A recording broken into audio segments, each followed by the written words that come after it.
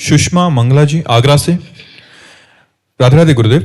गुरुदेव, संसारिक सुख नाम की जिस मरीचिका के पीछे हम सब भागते फिरते हैं, उस सुख की परिभाषा अर्थात क्या है महाराज जी?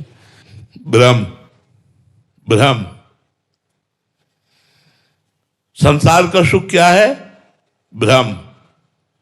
परमात्मा का सुख क्या है? सत्य, चिद, आनंद, सच्चिदानंद रूपाय।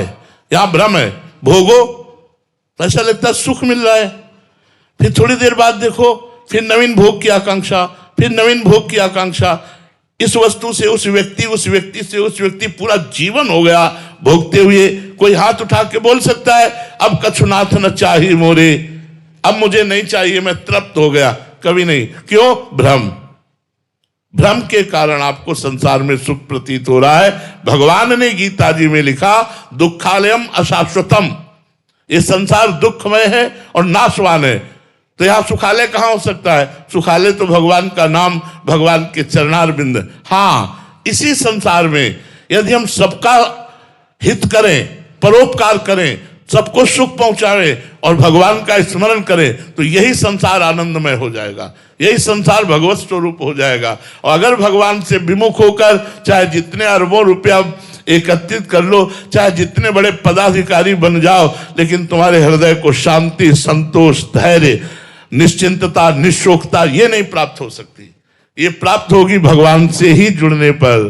भगवान से जब हमारा चित्त जुड़ता है तो हृदय शांत हो जाता है, निर्विकार हो जाता है, आनंदमय हो जाता है, संतोष हो जाता है। बाहरी भोग सामग्री जितनी, उतने में ही हमारा काम चल जाएगा। संतोष नहीं तो तृष्णा इतनी बड़ी हुई है, कौन संतोष धारण किए हुए है? सबके हृदय में आगे से आगे बढ़ने की इच्छा है और वो इच्छा करते करते मर जाता है, लेकिन वो पूर्ण नहीं हो पाती। पूर्णता तो परमात्मा से होती, जगत से थोड़ी होती है।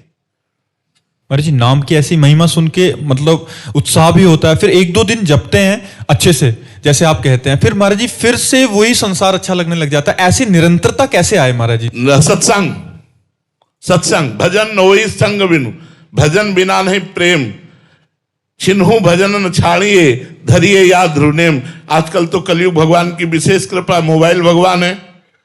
मोबाइल में सत्संग रोज सुनिए। आप भले यहां ना आ पाए, लेकिन 10 मिनट एक क्लिप सुनिए, चार्ज हो जाओगे।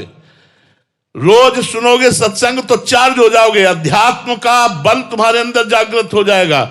नहीं तो सत्संग जिनके जीवन में नहीं है, देखो कल यहीं एक खड़ा होकर के बच्चा बोल रहा था कि मैं 9वीं क्लास से शराब और व्यभिचार और इतने ऐसे कि आज मैं 12वीं